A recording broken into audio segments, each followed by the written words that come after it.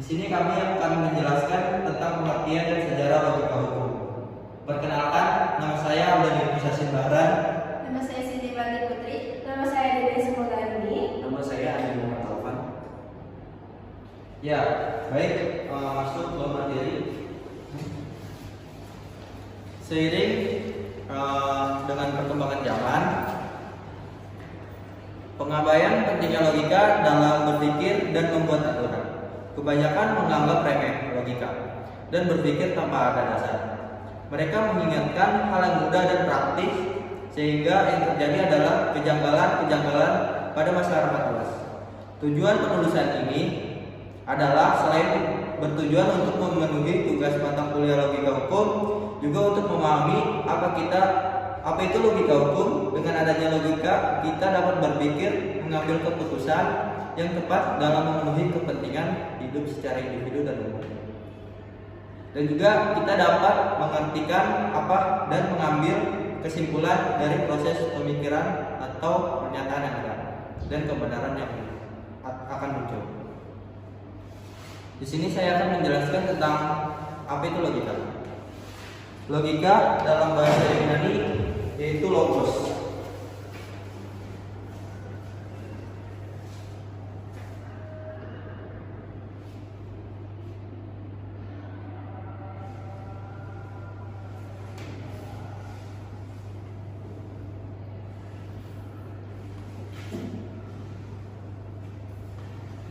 Perkataan atau komus berarti hasil pertimbangan akal pemikiran yang diutamakan lewat kata dan dinyatakan dalam bahasa. Secara etimologi, logika adalah ilmu tentang pikiran atau ilmu penalaran. Menurut definisinya, logika adalah ilmu yang mempelajari metode dan hukum untuk membedakan penalaran yang benar dan yang salah. Menurut Irving M. Copy, dengan mempelajari logika secara sistematis dan teratur, kita dapat membedakan penalaran yang valid dari penalaran yang tidak valid. Dikatakan valid itu tepat, konsisten jika kesimpulannya ditarik dari prinsip yang ada. Premis adalah data atau bukti atau dasar yang menjamin kesimpulan. Konsep bentuk logis adalah inti ditentukan oleh bentuk logisnya, bukan oleh isinya. Dalam hal ini, logika menjadi alat untuk menganalisis argumen, yakni hubungan antara kesimpulan dan bukti atau bukti-bukti yang diberikan, yaitu premis.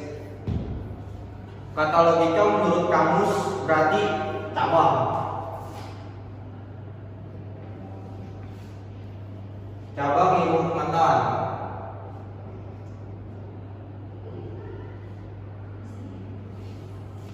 Yang mengamati tentang prinsip-prinsip pemikiran deduktif dan induktif.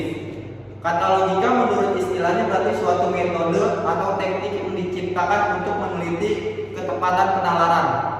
Maka untuk memahami apakah itu logika yang harus mempunyai pengertian yang jelas terhadap penalaran. Penalaran adalah suatu bentuk pemikiran yang melindungi suatu bentuk pemikiran, yaitu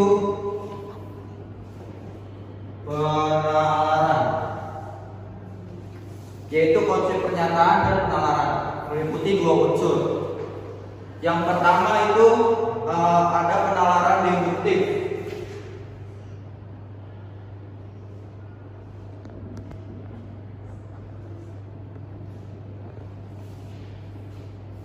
Disebut juga sebagai logika deduktif. Penalaran ini berangkat dari fakta-fakta umum untuk mencapai sebuah kesimpulan yang khusus. Contoh pertama, setiap mamalia memiliki jantung.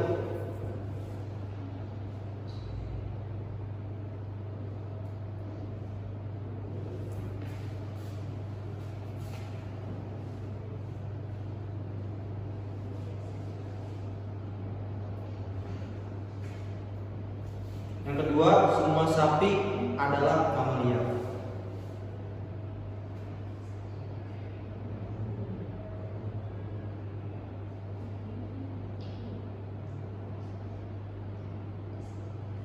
ketiga, setiap sapi memiliki jantung.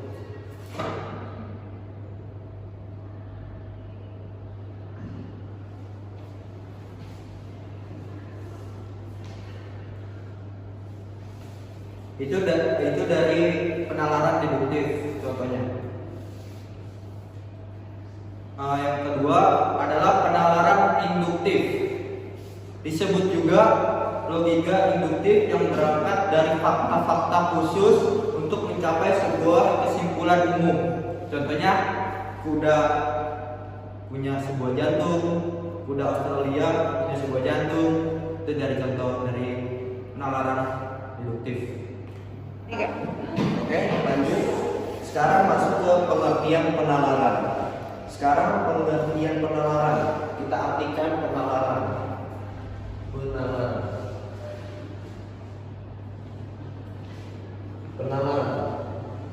Penalaran adalah rancangan yang memungkinkan kita untuk merakit sebuah logika. Penalaran juga dapat didefinisikan sebagai suatu proses mental yang bergerak dari apa yang kita ketahui kepada apa yang kita tidak ketahui. Berikut ini adalah model-model penalaran. Ada satu penalaran induktif.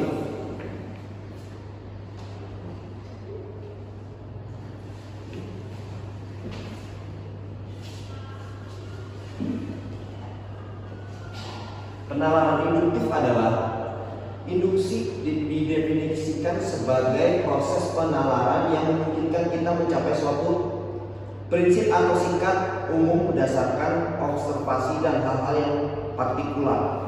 Dan yang kedua adalah penalaran deduktif.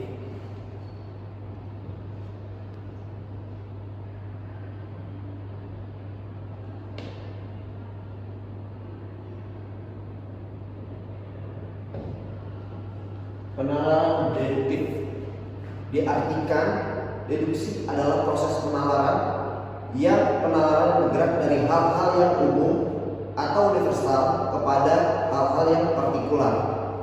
Jadi penalaran hukum mempunyai dua basic, yaitu penalaran induktif dan penalaran deduktif. Ini menjadi satu bagian. Oke. Lanjut ke contoh-contoh sejarah. Contoh penalaran. Dalam dasar penalaran logika dapat dua jenis yang perlu Anda ketahui, yaitu penalaran deduktif dan penalaran induktif. Penalaran deduktif yang kadang disebut logika deduktif, di mana argumen ini dinyatakan deduktif jika kebenaran dari kesimpulan ditarik atau merupakan konsekuensi logis dari premis-premisnya. Argumen deduktif dinyatakan valid atau tidak valid, bukan benar atau salah. Sebuah argumen deduktif dinyatakan valid jika dan hanya kesimpulan merupakan konsekuensi logis dari premis-premisnya tersebut. Pembuktiannya, contoh klasik dari penalaran deduktif yang diberikan oleh Aristoteles ialah contohnya.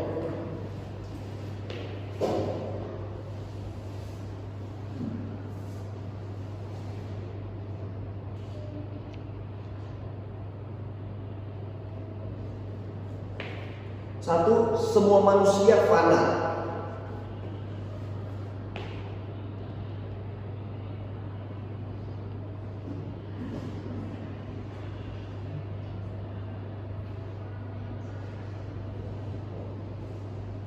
Maksud dari kata tersebut adalah semua manusia pasti akan mati.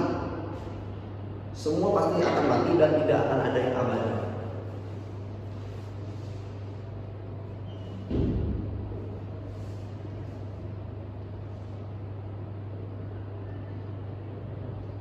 Yang kedua,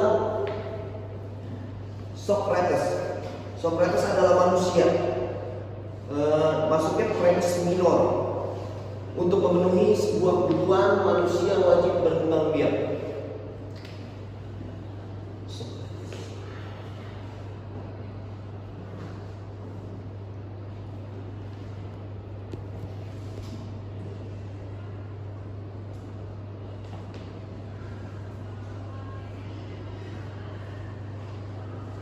Yang ketiga, Socrates pasti.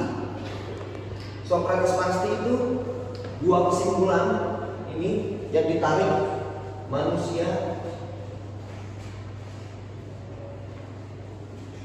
pasti akan mati. Ini pengertian dari Aristoteles. Terima kasih.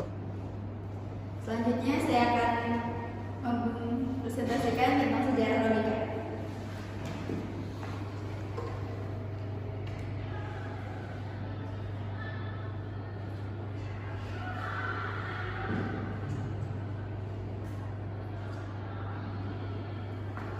Sejarah logika ini pada abad Yunani kuno tahun 226 sebelum Masehi sampai 334 sebelum Masehi.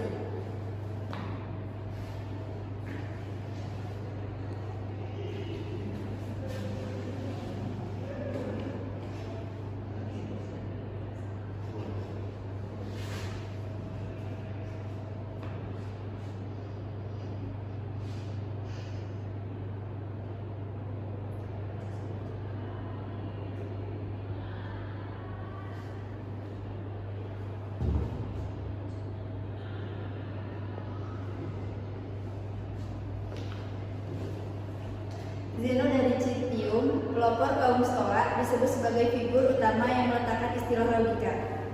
Namun, akar logika sudah terdapat dalam pikiran dialektis para filsuf mazhab Elea. Zeno membagi ajarannya dalam 3 bagian.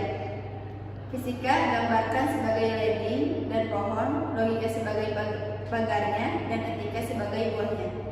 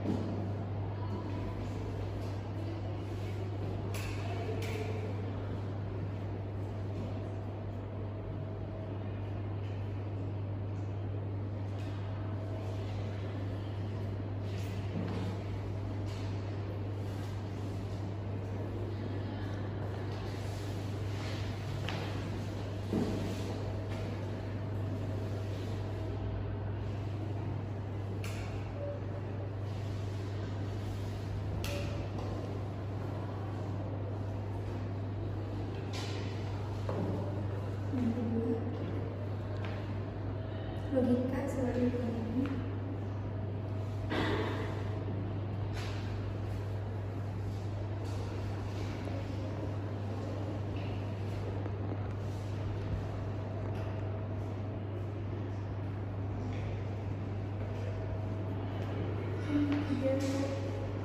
Etika sebagai buahnya.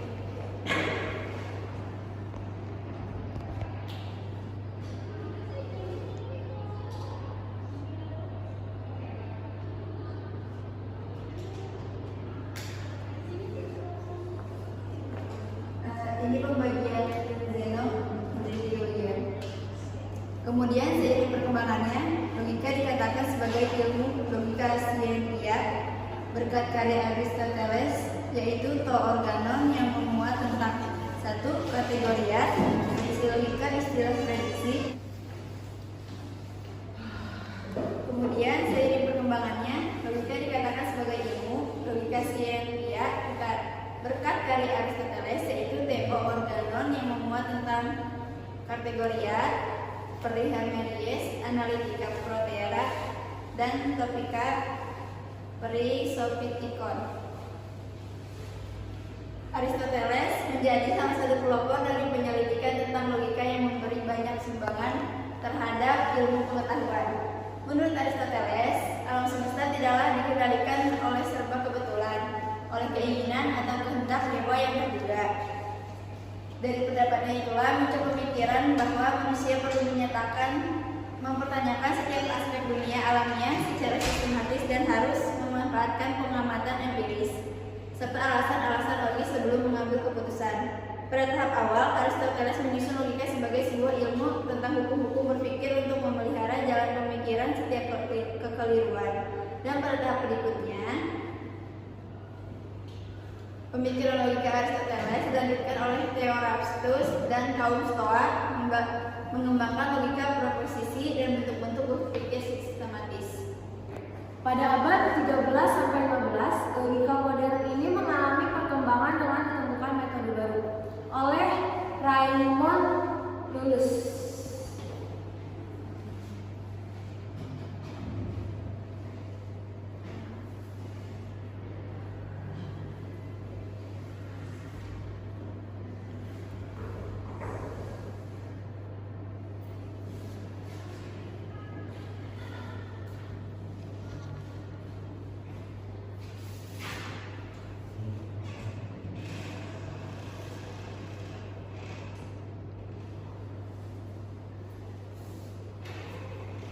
Dengan nama metode ars magna.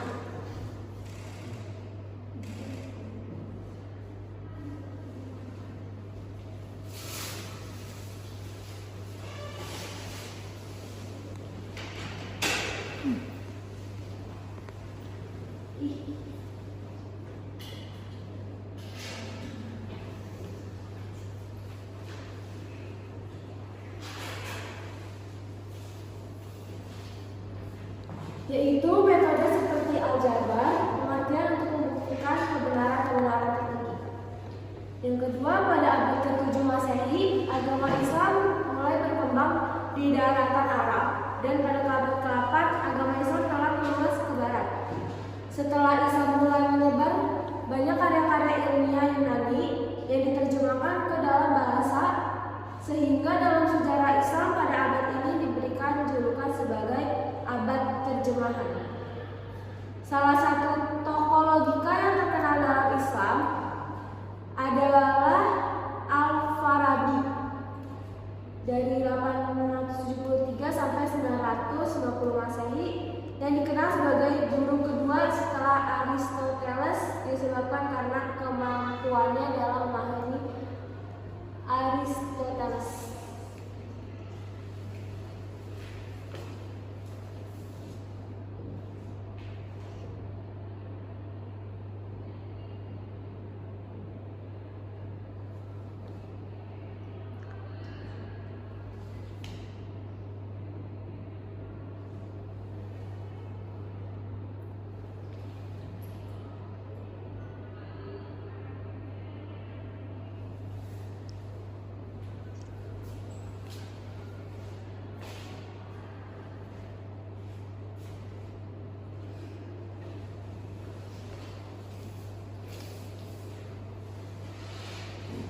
Abad pertengahan, Al-Farabi memiliki kemahirannya dalam bahasa Greek tua, Yunani kuno, sehingga ia banyak menyalin karya-karya Aristoteles dan ahli-ahli Greek lainnya dalam berbagai bidang ilmu.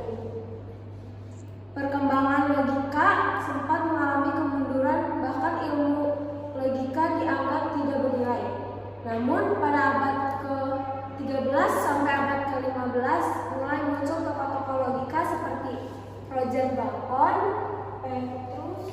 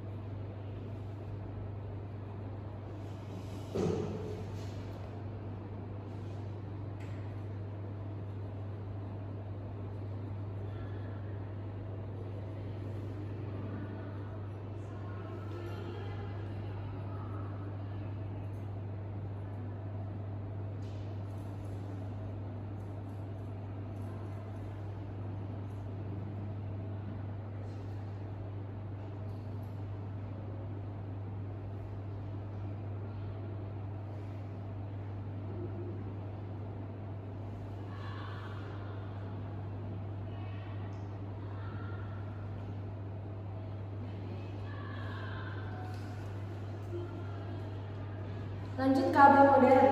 Perkembangan ilmu logika memasuki abad modern, di mana pada abad ini logika disibukkan dengan berbagai metode-metode ilmu logika yang dikemukakan para tokoh logika. Thomas Hobbes dalam karyanya Leviathan, John Locke dalam karyanya Isi concerning human understanding. Francis Bacon dengan logika induktif murninya dalam Novum Organum,